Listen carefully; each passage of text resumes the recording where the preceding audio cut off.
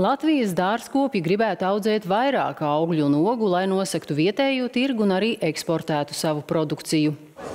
Šodien nozares pārstāvi sāka apspriest jaunu dārzkopības stratēģiju turpmākajiem 10 gadiem. Gan uzņēmēji, gan zinātnieki ir vienisprātis. Audzēšanas apjoms ir jāpalielina. Tad Latvijas ābolus, burkānus, kartupeļus, kāpostus, upenes, ķiršus, zemenes un citus labumus varētu piedāvāt gan lielveikaliem, gan skolām, arī slimnīcām un cietumiem. Turklāt, pateicoties daudzveidīgajām šķirnēm, Latvijas augļi, ogas, dārzeņi un arī stādi varētu būt daudz plašāk pārstāvēt arī eksporta tirgos.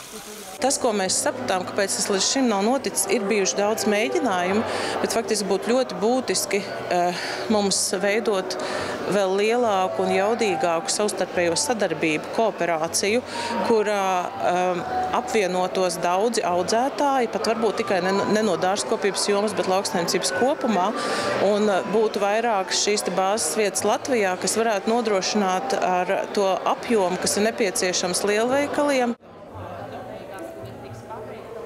Veiksmīga sadarbība izveidojusies starp upeņu audzētājiem un zivsaimniekiem. Viņi viens otram aizdod saldēšanas iekārtas nesezonās.